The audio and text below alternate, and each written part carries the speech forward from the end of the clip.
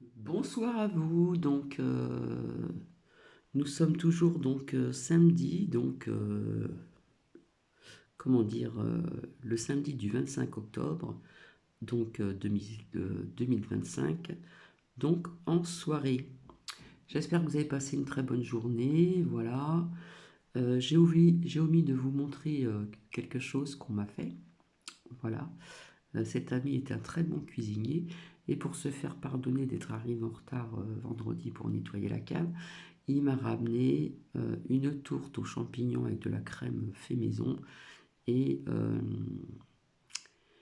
et un pâté croûte. Je crois que dedans c'est du poulet avec autre chose. Voilà. Je vais vous montrer ceci tout à l'heure, mais avant tout, je vais vous dire donc la citation du soir. Bonsoir. Rappelle-toi toujours qu'une multitude d'étoiles brille pour toi. Ceci est de Michel Bouteau. Alors, je vais vous montrer. Donc, ça va être mon repas du soir. Je ne sais pas si je vais manger la moitié de cette tourte. Et puis demain, on va me ramener, comme je vous l'ai dit, un morceau de tarte fait maison. Très bon cuisinier, hein, franchement. Donc, je vais vous montrer. Alors, j'avais préparé le couteau. Hop. Donc, ceci est la tourte aux champignons. On voit les champignons dedans avec une espèce de sauce. Donc, je vous dirai ça, ceci plus tard. Donc, c'est quand même une bonne part, hein. On va dire que ça fait la moitié de, du plat. Et puis ici, du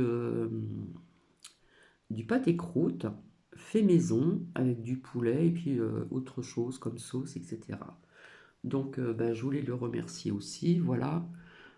Ça va être mon plat du soir. Donc, je verrai si je vais.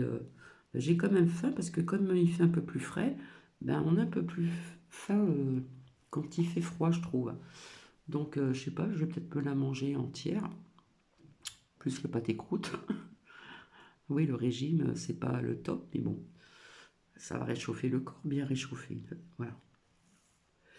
Donc, euh, alors, je voulais pas tout mélanger, mais je vais vous le dire quand même. Quand j'avais sorti perte d'argent, que ce n'était pas fini, etc., etc., en ce qui concerne pour le peuple, hein, ce qu'ils vont mettre en place.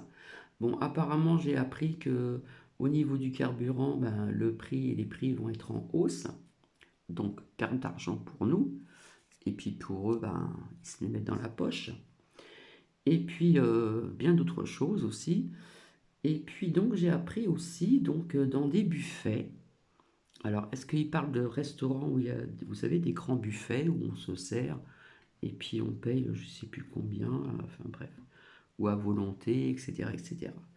Eh bien, figurez-vous que j'ai appris que même les bébés devront payer. Ce sont des bébés, d'accord? Donc les bébés, normalement, ça dépend quel âge qu'on appelle un bébé. Parfois, c'est ce que les mamans ramènent, des biberons, des choses comme ça, etc. Eh ben non, même les bébés, alors ils n'ont pas dit l'âge, devront payer. C'est une honte. Et je vous avais dit que c'était pas terminé. Voilà. Donc on sort de ce sujet, je vous le rappellerai. Et puis là, je vais vous faire, c'est une écoute, je ne peux pas vous le faire visionner parce que c'est vrai qu'on voit les images, il y en a qui connaissent, hein, mais il faut les voir, comment dire, du ciel, on va dire, pour mieux voir et mieux comprendre. Alors je ne sais plus si je vous l'ai déjà fait écouter, mais le titre, ça ne durera pas longtemps, c'est les géoglyphes de Nazca, d'accord? Sont-ils l'œuvre d'un peuple primitif? Point d'interrogation. Voilà, à vous de voir. Alors j'espère que ça va plaire à certaines personnes. J'essaie de faire plaisir un petit peu à tout le monde. Alors ça ne dure pas très très longtemps. Alors quand on l'écoute, je crois qu'il y avait une abonnée qui m'avait demandé qui c'était. Je crois que j'avais répondu en privé sur mon deuxième Facebook. Et puis au départ, on disait que c'était une voix comment dire, de l'intelligence artificielle. Non, non, c'est sa vraie voix. Elle a une voix très douce et s'exprime très bien et elle fait énormément de recherches. Elle s'est déplacée aussi dans des pays étrangers pour faire des recherches. Voilà. Donc ça sera juste une écoute parce que je me donne pas la permission que l'on puisse voir son visage. Peut-être qu'elle ne serait pas d'accord et j'ai pas eu le temps de demander. Donc voilà ce partage donc de ce soir. Donc oui, donc on va changer d'heure. J'ai mis certaines choses sur le poste, hein, au niveau du cirque de Zavata aussi. La petite blague. On peut rire mais jaune, j'ai envie de vous dire. Et puis, euh, et puis voilà, vous voyez toujours cette bougie qui est toujours allumée, donc en ce samedi soir, hein, j'ai pas regardé l'heure, mais bon, je crois que quand j'ai commencé, il devait être 45, quelque chose comme ça. Euh, euh, il était plus de 19h37. Voilà. Donc elle est toujours allumée, elle est pour vous aussi, hein. Et je le répète encore, on voit que l'huile a diminué puisque le liège qui est en dessous absorbe l'huile. Bref, je ne vais pas toujours me répéter, je ne vous la montrerai pas tout le temps non plus, parce que ça va peut-être déplaire à certaines personnes. Donc, je vais vous faire écouter, donc je vous souhaite une bonne écoute. Et puis, alors, je ne sais plus si je voulais déjà, comment dire, partager en vidéo, je ne me rappelle plus. Et, euh, et j'ai trouvé que c'était très intéressant. Donc, c'est aussi chacun, comme on dit, si ça résonne pour certaines personnes ou pas. Et puis, quelque part, je dis toujours, ça fait très longtemps que je ne l'ai pas dit, avoir du bon sens et la logique. Donc, quelque part, hop, ben, je vais vous souhaiter une bonne écoute. Donc, les géoglyphes, attendez, hop, les géoglyphes de Nazca sont-ils l'œuvre d'un peuple primitif? Point d'interrogation. C'est dommage parce qu'on montre quelques images vues du ciel et c'est impressionnant. Bon, ceci, je l'ai déjà vu à plusieurs reprises, peut-être vous aussi. Donc, bah, je vous souhaite une bonne écoute et je vous dis à tout à l'heure. Revient à Nazca, s'étend un ensemble de tracés monumentaux. Ce lieu d'apparence stérile et inhospitalière est l'une des zones les plus arides de la planète. Les pluies sont rarissimes, l'érosion quasiment inexistante, et la surface caillouteuse oxydée par le soleil forme une croûte sombre qui, une fois retirée, laisse apparaître une couche plus claire de sable et de gypse. C'est cette particularité géologique et climatique qui a permis à ces dessins monumentaux de traverser le temps presque intact. Les lignes de Nazca s'étendent sur une superficie de plus de 500 km². Elles couvrent une zone vaste et complexe où se mêlent de longues droites qui filent à perte de vue, des figures géométriques et des représentations animales et végétales stylisées. Les formes les plus spectaculaires se concentrent dans une zone rectangulaire d'une trentaine de kilomètres de long. Mais d'innombrables tracés secondaires apparaissent bien au-delà, jusque dans les vallées avoisinantes. Depuis le sol, ces sillons se confondent avec les ondulations du désert, mais dès qu'on s'élève au-dessus de la plaine, leur véritable ampleur surgit. Un condor de plus de 100 mètres, un singe aux proportions démesurées, une araignée aux pattes déployées, et le plus intrigant pour moi, des lignes parfaitement droites qui traversent la pampa sur plusieurs kilomètres sans la moindre déviation malgré les obstacles. Bien que certaines de ces marques aient été aperçues au sol par les premiers colons espagnols, elles furent longtemps prises pour de simples chemins. Le chroniqueur Pedro Chiesa de León les mentionne dès 1553 dans sa chronique du Pérou, mais sans saisir leur signification. Il fallut attendre 1927 pour que l'archéologue péruvien Toribio Meira Chespe les décrive véritablement lors de ses explorations dans la vallée de Nazca. Pourtant, ce n'est qu'avec l'apparition de l'aviation que leur mystère prit toute son ampleur. Dans les années 1930 et 1940, les premiers survols de la région révélèrent ce que personne n'aurait pu imaginer depuis le sol, un immense ensemble d'images tracées à l'échelle du paysage, visibles seulement depuis le ciel. L'archéologue Paul Kosok fut l'un des premiers à les étudier de cette manière, bientôt suivi par Maria Reich, qui leur consacra sa vie entière. C'est dans cette combinaison improbable entre un désert figé depuis des millénaires et l'œil nouveau que l'homme porta depuis les airs que naquit le mystère des lignes de Nazca, un héritage colossal dont la fonction nous échappe encore. Selon la chronologie communément admise par l'archéologie, les géoglyphes de Nazca auraient été réalisés entre environ 200 avant notre ère et 600 après Jésus-Christ, soit au moment où la culture Nazca s'épanouissait dans cette région du Pérou. Cette datation repose sur un faisceau d'indices indirects, des pieux de bois retrouvés à proximité de certaines lignes, dont quelques-uns ont été datés par radiocarbone, ainsi que des fragments de céramique de style Nazca collectés en surface. Ces éléments ont conduit les chercheurs à associer la réalisation des tracés à ce peuple. Mais il est important de souligner leurs limites. La présence d'artefacts Nazca sur place atteste avant tout que cette culture a occupé et fréquenté le site, mais ne constitue pas une preuve formelle qu'elle soit l'initiatrice du projet. En réalité, les lignes elles-mêmes sont indatables. Elles consistent en un simple dégagement de pierre qui ne contient aucun élément organique mesurable. Tout ce que l'on peut affirmer avec certitude, c'est que certaines lignes ont au minimum 14 siècles d'ancienneté. Mais rien n'interdit qu'elles soient beaucoup plus anciennes. Les poteries ou restes organiques peuvent très bien avoir été apportés à Nazca bien après la création des géoglyphes.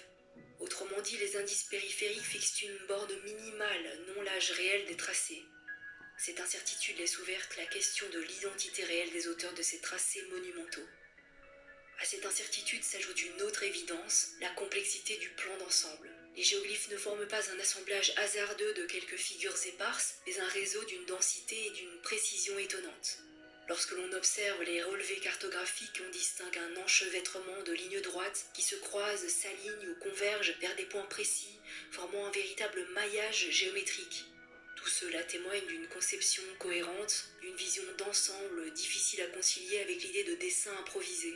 Une telle organisation rend hautement improbable l'hypothèse d'un simple hasard. Les lignes de Nazca composent un plan d'une ampleur qui suppose une intention claire, même si celle-ci nous échappe encore. Certaines collines de la région révèlent par ailleurs une singularité troublante. Alors que les reliefs voisins s'élèvent naturellement en pente régulière jusqu'au sommet, certaines montagnes paraissent au contraire avoir été tranchées net, leur sommet remplacé par une surface parfaitement plane.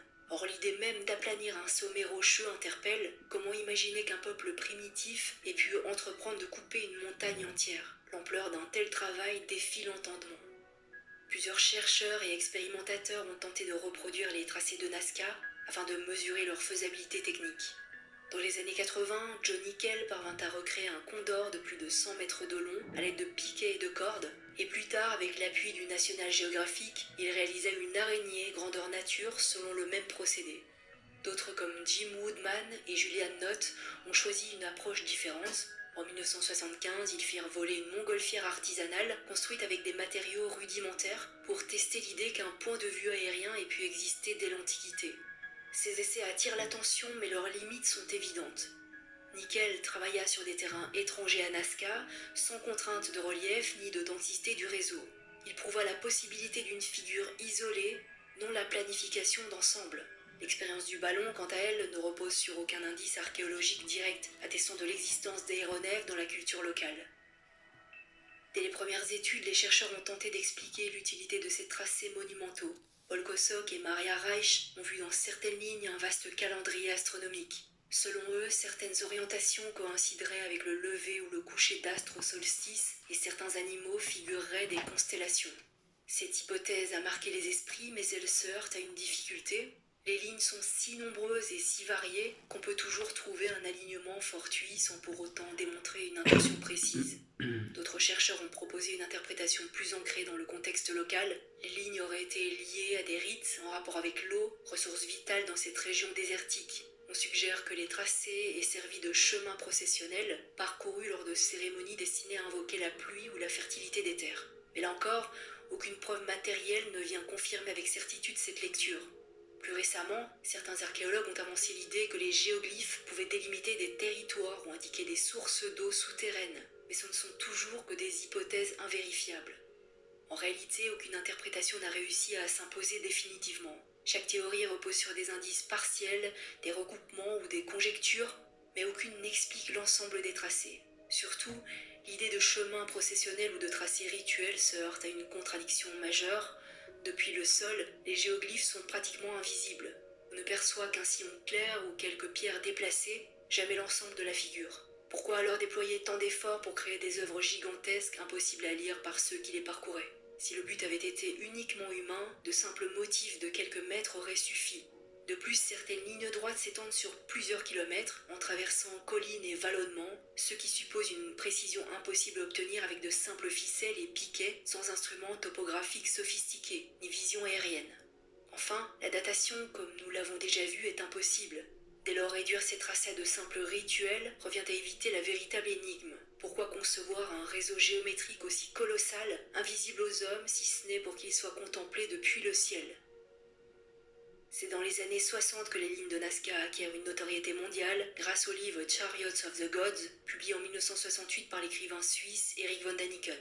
Dans cet ouvrage, traduit en de nombreuses langues et vendu à des millions d'exemplaires, il proposait une lecture radicalement nouvelle des grands monuments de l'Antiquité.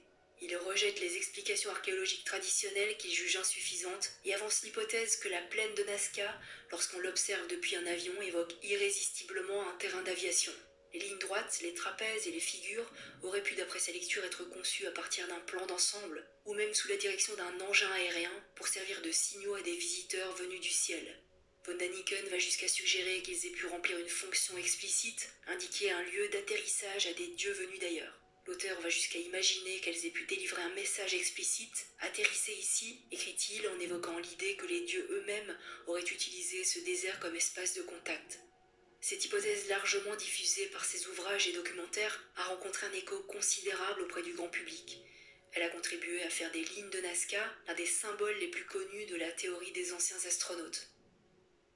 Un courant de recherche indépendant porté par le projet Nazca Solution avance une hypothèse singulière. Les lignes de Nazca formeraient une carte globale. Dans leur lecture, chaque ligne correspond à un grand cercle terrestre, donc un cercle dont le centre est le même que celui de la Terre. Si l'on place cette carte dans une projection gnomonique, c'est-à-dire une représentation plane où les grands cercles deviennent des droites, l'ensemble du plateau formerait un atlas planétaire.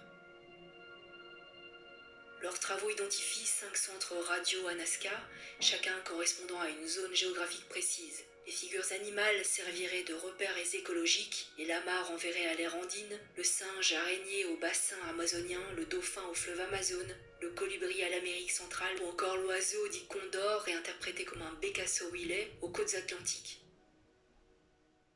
En projetant ces tracés comme grands cercles sur un globe, ils affirment que d'innombrables sites majeurs, Gizeh, Petra, Mohenjo-Daro, Angkor, Tiwanaku, Sacsayhuaman ou Rapa Nui, mais aussi des volcans et des cratères d'impact, se trouvent alignés.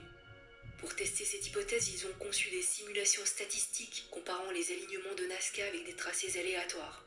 Selon eux, la probabilité que ces concordances soient dues au hasard est extrêmement faible, ce qui est conduit à voir dans Nazca une carte terrestre globale gravée dans le désert. À mes yeux, les géoglyphes de Nazca appartiennent à cette catégorie d'énigmes qui fissurent le récit linéaire de l'histoire, tel qu'on nous l'enseigne. Ils ne se contentent pas de questionner, ils dérangent, car ils obligent à envisager que d'autres formes de connaissances, d'autres logiques de conception ont existé bien avant nous et se sont éteintes sans laisser d'explication. Peut-être ne connaîtrons-nous jamais la fonction exacte de ces tracés, mais leur existence même témoigne d'un rapport au monde et à l'espace qui nous échappe encore.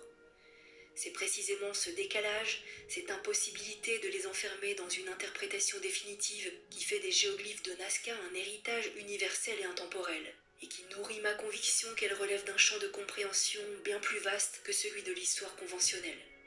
Le Pérou semble avoir été choisi pour abriter une part disproportionnée d'énigmes archéologiques. Pourquoi ici et pas ailleurs retrouve-t-on une telle densité de traces qui défie notre compréhension? La question reste entière, et c'est sans doute ce qui nourrit l'aura unique de ce pays incroyable. Dans quelques jours, je serai moi-même au Pérou pour filmer et partager avec vous de nouveaux contenus autour de ces énigmes qui continuent de défier le temps et notre savoir. J'espère que ce sujet vous a plu.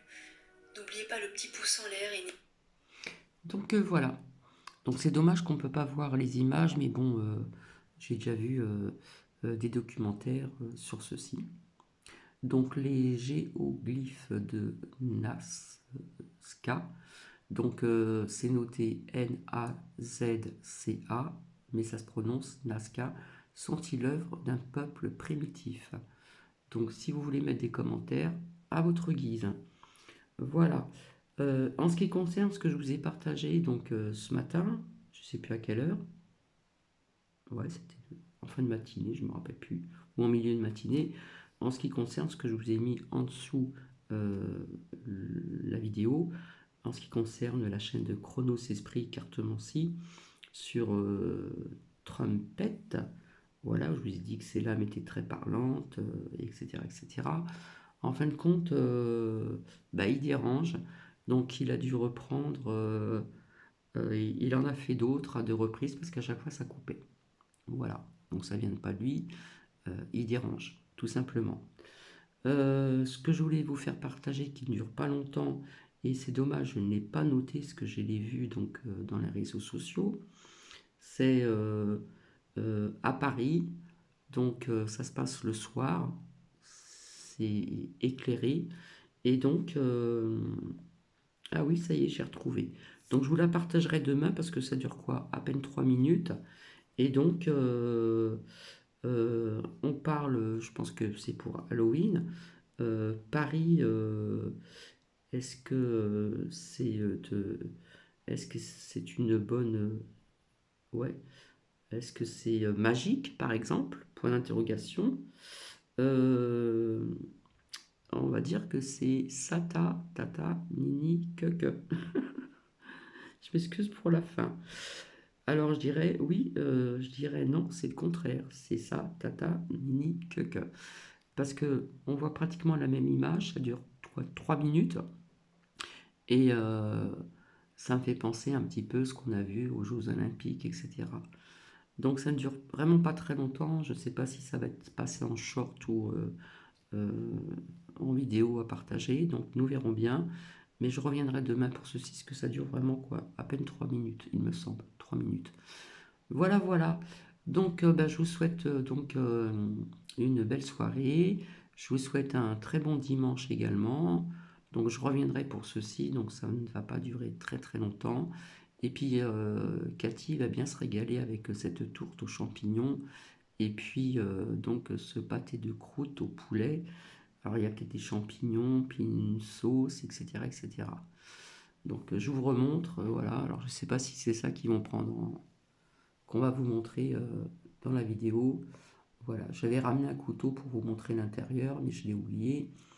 Donc voilà, c'est quand même une bonne part de tourte aux champignons qui ont été cueillis en forêt. Parce que cet ami sait où se trouvent les bons champignons, il les connaît. J'en ai déjà mangé, j'ai jamais été malade. Et puis, il aime bien marcher dans la forêt, dans la nature, et il ramasse des champignons quand c'est la saison.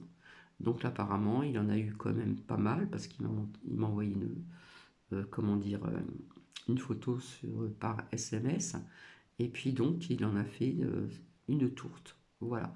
Allez, sur ce, je vous laisse, parce que là, je trouve que ça fait un peu trop, ça fait déjà 23 minutes. Et donc, je reviendrai demain très rapidement parce que franchement, ce que j'ai vu, c'est pas de la magie, c'est plutôt Sata, Tata, Ni, Que. Voilà. Allez, je vous fais plein de bisous. Voilà, je vous souhaite une bonne soirée. Et demain, mais là, rapidos. Voilà, parce que j'ai de la cuisine à faire, j'ai ma ratatouille, etc., etc. Allez, bisous, bisous à tout le monde, et puis merci.